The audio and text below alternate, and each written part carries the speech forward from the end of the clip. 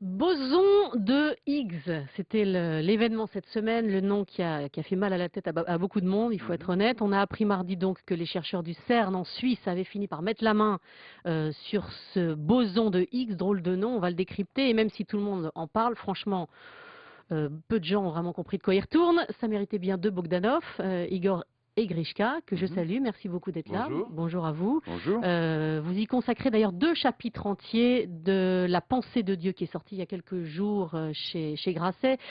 Boson de Higgs, il faut vraiment qu'on soit le plus basique possible pour essayer d'aider nos auditeurs dans cette histoire. La particule qui explique pourquoi les choses ont une masse. C'est là où on prend au moins les mots, mais dans les vôtres, qu'est-ce que ça donne, ce boson de Higgs? Ah, ben, boson de Higgs, c'est en effet d'abord une particule très énigmatique, très mystérieuse, qui est cherchée depuis 1964. Higgs, le fameux Peter Higgs, qui est un physicien anglais, a, disons, sur le papier, découvert qu'il pourrait exister une particule qui permettrait, comme vous l'avez très justement dit, déjà on a fait beaucoup de pédagogie, la masse de toutes les particules de ce qu'on appelle le modèle standard. C'est-à-dire pourquoi le plomb et le fer n'ont pas la même masse Exactement, exactement. Pourquoi tel élément est plus lourd que tel autre? Ben, quand on voit la différence de masse, c'est quand même spectaculaire. Là, on parle du plomb et du fer, mais je donne un autre exemple. Prenons une particule dont tout le monde a entendu parler, ceux qui nous écoutent ce matin.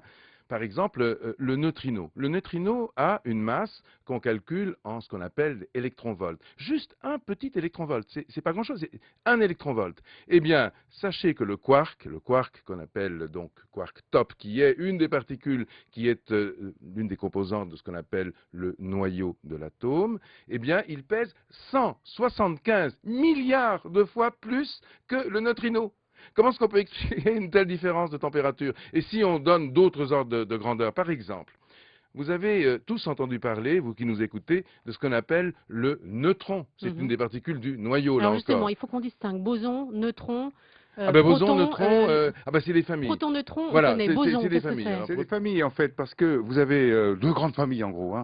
Pour faire simple, vous avez d'un côté les particules de matière, ce sont les fermions, et puis de l'autre côté, vous avez des particules d'interaction, ce sont les bosons. Alors, notre fameux boson, on voit bien qu'il fait partie de ce qu'on appelle les particules d'interaction. Alors, qu'est-ce que ça veut dire ça? Alors, pour comprendre, eh bien, il faut prendre une métaphore. Imaginons par exemple que vous soyez un skieur dans un champ de neige. Ça Vous va. glissez sur la neige très facilement parce que vous avez des skis super performants qui vous permettent dévaler la pente. Bon, ça, c'est une situation qui vous permettra de comprendre que l'interaction entre les skieurs et le champ de neige est extrêmement petite. C'est peut-être le cas de notre photon, parce que le photon, lui, il n'interagit pratiquement pas. Le photon, c'est une particule de lumière, eh bien c'est le skieur. Il passe à travers le champ de Higgs sans aucune résistance. Notre boson, perdons pas notre boson. Ne perdons pas notre boson. Maintenant, imaginons que vous remplaciez vos skis par des raquettes.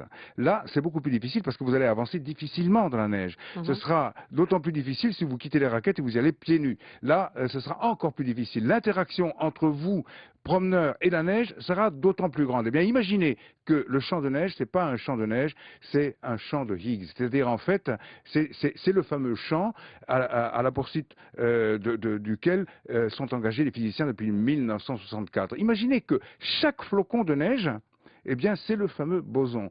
Et quand on met un boson, plus un boson, plus un boson, chaque flocon s'ajoute à un autre flocon et ça fait un champ. C'est ce qu'on appelle le champ de Higgs. Le champ de Higgs, c'est un champ qui fait que les objets qui se déplacent à l'intérieur de ce champ résistent. Voilà, que les skis n'ont pas la même attitude que les raquettes. Que les raquettes, voilà. Alors, plus vous serez en interaction forte avec le champ, plus vous aurez, entre guillemets, une masse. Plus ce sera difficile de vous y déplacer. C'est un petit peu ça. C'est pour ça qu'on dit que certains objets ont plus de masse que d'autres. Et alors, comment on le trouve, ce boson? Il y a ce grand accélérateur de particules qui est à Genève, au CERN.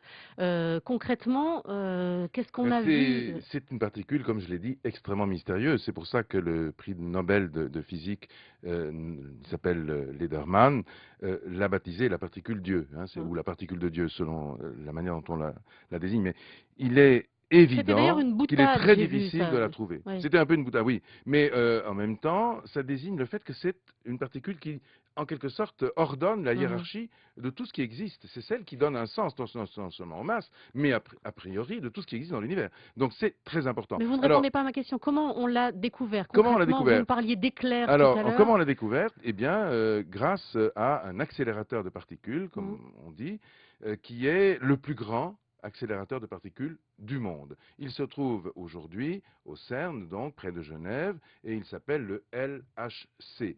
Ce sont des initiales pour Large Hadron Collider. Et collider, c'est-à-dire collisionneur. Alors, qu'est-ce qui se passe dans le LHC? C'est un immense anneau de 27 km de circonférence. Dans cet anneau, on va lâcher des troupeaux de protons. Les D'accord. protons, ce sont des particules élémentaires. Alors, il y en a une qui va aller de droite à gauche, le long de l'anneau, et puis une autre paire qui va aller de l'autre côté, de gauche à droite.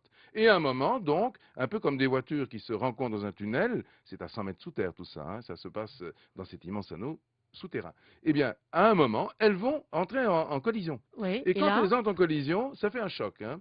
Et donc ce choc, ça engendre de l'énergie, beaucoup d'énergie. Jusqu'à présent, on est arrivé à des énergies voisines de ce qu'on appelle 4 téraélectronvolts multipliés par 2, c'est-à-dire 8 téraélectronvolts. C'est énorme, énorme, et ce sont des énergies qui sont comparables à ce qui pouvait se passer juste un milliardième de seconde après le Big Bang. C'est donc très très élevé. Alors, qu'est-ce qui se passe dans ces énergies?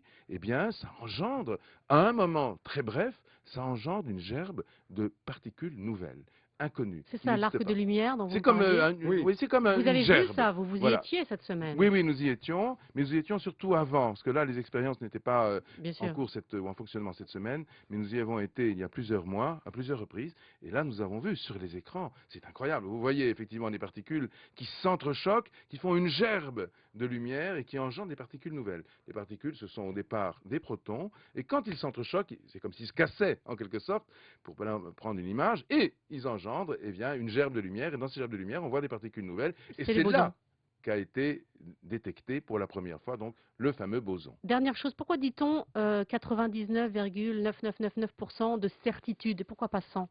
Parce qu'il faut encore être certain que cette particule qui a été découverte, c'est absolument certain, c'est un boson, mais ce n'est pas tout à fait certain que ce soit le boson de Higgs, pas encore à 100%, parce que les caractéristiques qui sont propres à ce boson-là doivent correspondre à celles qui ont été déjà prédites par la théorie. Et ce n'est pas encore tout à fait certain. Mais on n'en est pas loin, hein, on n'en est pas loin. Mais imaginez dans cet anneau que ces particules qu'on appelle les protons ont circulé 11 000 fois par seconde. 11 000 fois à chaque seconde en 27 km. Et donc, évidemment, 11 000 fois par seconde, on peut imaginer l'énergie colossale lorsque ces particules entrent en collision. C'est là, évidemment, que se trouve le secret de la fabrication de ce fameux boson de Higgs. Ce qu'il faut bien comprendre, c'est que le boson de Higgs, il apparaît très tôt après le Big Bang, c'est-à-dire qu'on le voit apparaître pratiquement au moment du Big Bang. Et la question qu'on se pose, c'est mais d'où vient-il? Eh bien, c'est ce que nous découvrons d'ailleurs dans notre livre.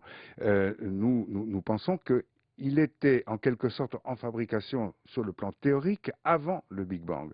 C'est-à-dire qu'en fait, les plans. Comment sait-on ça? En fait, parce que c'est ce qu'on appelle un boson scalaire. Or, un boson scalaire, c'est un nuage de nombres. Et ce nuage de nombres, avant de s'actualiser sous une forme physique, c'est-à-dire en fait sous une forme d'énergie, eh bien, il est d'abord un nombre. Et ce nombre-là, il est antérieur au Big Bang. C'est-à-dire qu'en fait, il est contemporain, si on peut dire, de l'information primordiale qui précède le moment du Big Bang, c'est-à-dire au fond le moment où l'univers devient énergie. C'est-à-dire que, comme le disait Galilée, bien avant, il y a presque 4 siècles, il disait la nature est écrite dans un langage mathématique. Eh bien, c'est ça. Finalement, le boson est écrit dans un langage mathématique, et puis ensuite, il devient un objet physique qui fait qu'aujourd'hui, eh bien, dans ce studio, nous constatons que les choses ont une masse. 4 juillet 2012, ça va rester une date véritablement, si Ah ça oui. se confirme. Si ça se confirme, mais même si ça ne se confirmait pas à propos du boson de Higgs, c'est un boson inconnu. C'est donc une particule nouvelle. Ça va être un choc quand entièrement... même si c'était pas le bon. Hein. Mais non, pas tout à fait non au lieu plus. de l'appeler le boson de Higgs, on va l'appeler le boson de X. Hein, ce sera... C'est une belle conclusion. En tout cas, si vous voulez en savoir plus, La pensée de Dieu, c'est chez Grasset, Igor et Grishka Bogdanov. Merci beaucoup d'être venu ce matin pour nous en parler. Merci beaucoup.